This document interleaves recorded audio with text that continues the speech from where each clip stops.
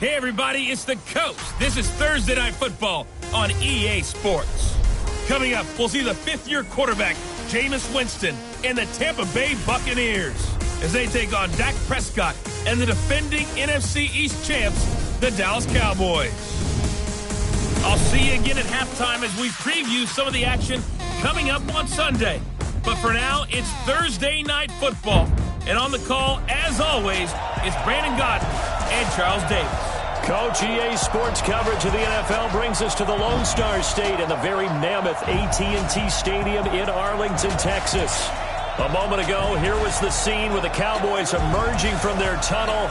It was loud. It's still loud. We're ready for football as the Cowboys get set to match up with Jameis Winston and the Tampa Bay Buccaneers.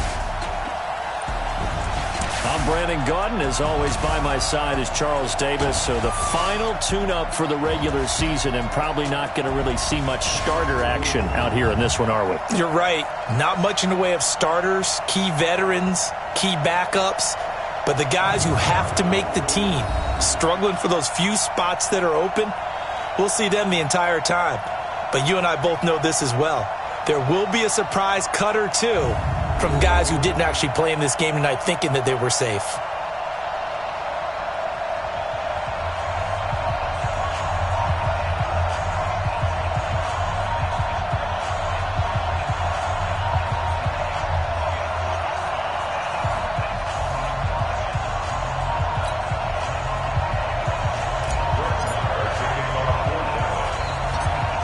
Marr now to kick this one away.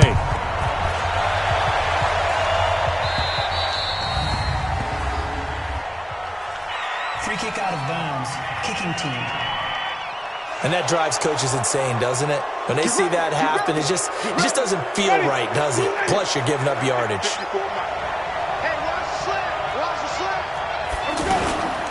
Winston gives to Barber.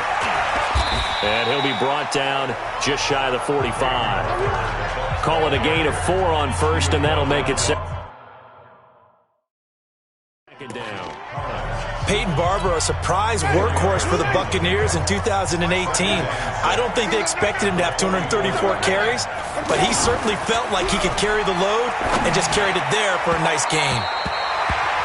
They try to throw on second down, but this one is incomplete. Mike Evans, the one he was looking for. And it's third down. So after the second down incompletion, they'll come up now against a 3rd and 6. Andre Ellington, his first carry. And they'll get him down about 3 yards short of the first. It's a gain of just 3, and the offense likely going to yield to the punting unit here on 4th down.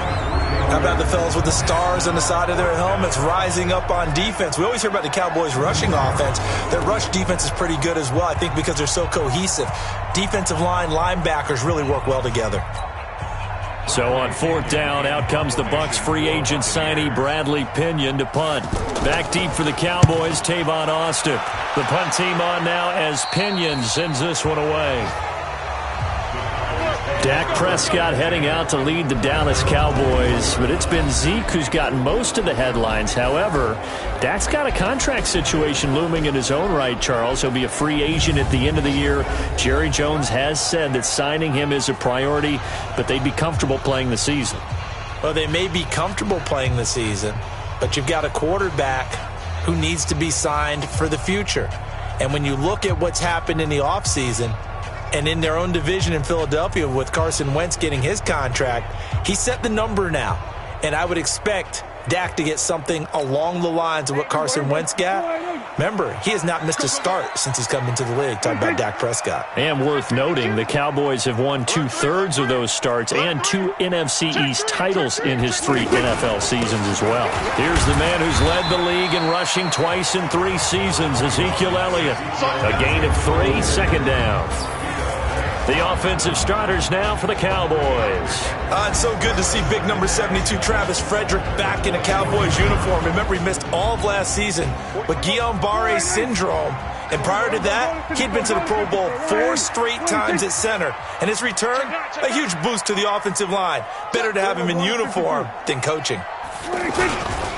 On second down, Elliott. Nowhere to go that time. Might have gotten a yard up to the 25. They had 3 yards on first down, just 1 yard there. The starting 11 defensively for Tampa Bay. It's easy to go back to the time Ndamukong Suh entered the NFL, and he was an absolute force right from the beginning. But it's been fun to watch his career progress, and I'm starting to see a little more finesse in his game, although I'm not sure he'd like me to describe it that way. But you see the agility, you see the movement, and, of course, he can bull rush when he needs to get to the quarterback. On third down, it's Prescott. Going right side, he has Witten. Good defense holds him to only a yard, and it'll be fourth down. There's an example of good situational football being played by a defense. They understood where the third down play was, the down and distance, and made sure that they didn't get anywhere near that, bringing up fourth down. Yeah, they were sniffing out that marker, didn't want to let him get close to there, and now a likely 3 and out to start. Yeah, I love the way they rallied to the football, got to him, and made sure he didn't give up much run after catch. As Tampa Bay's offense trots out here, Charles, let's look ahead to this season.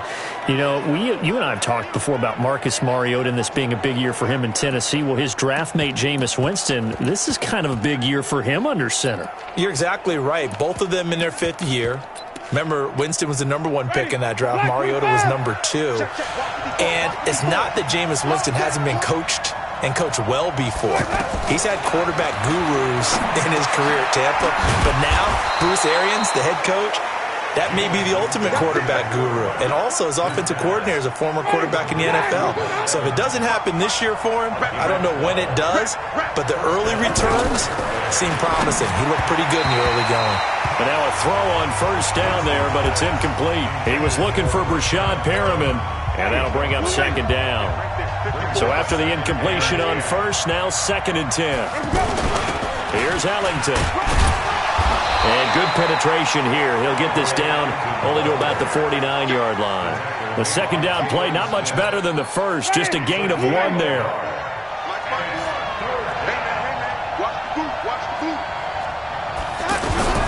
On third down, Winston. And the pressure gets there, and Winston goes down. The tank, DeMarcus Lawrence with a sack. Now, that was just absolute perfect man coverage. Nowhere for them to go with the football. Led to a sack, and that's really difficult to do in today's NFL with all these gazelles.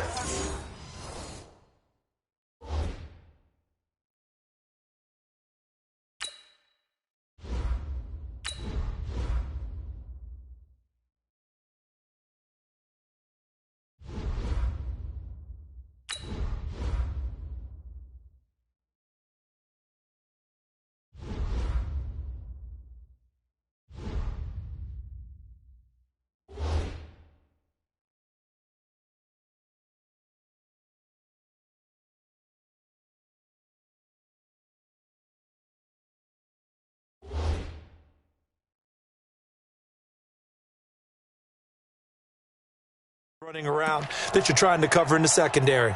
Here's Bradley Pinion now as he'll kick it away for the second time.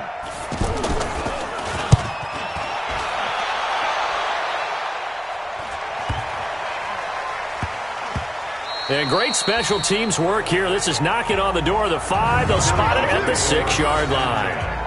Well, someone's going to be happy with that effort. You know who else is going to be happy?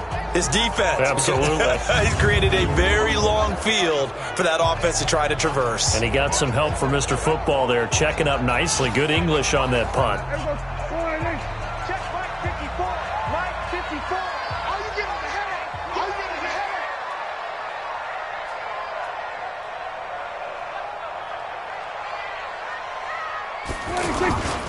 They'll start the drive with Elliott.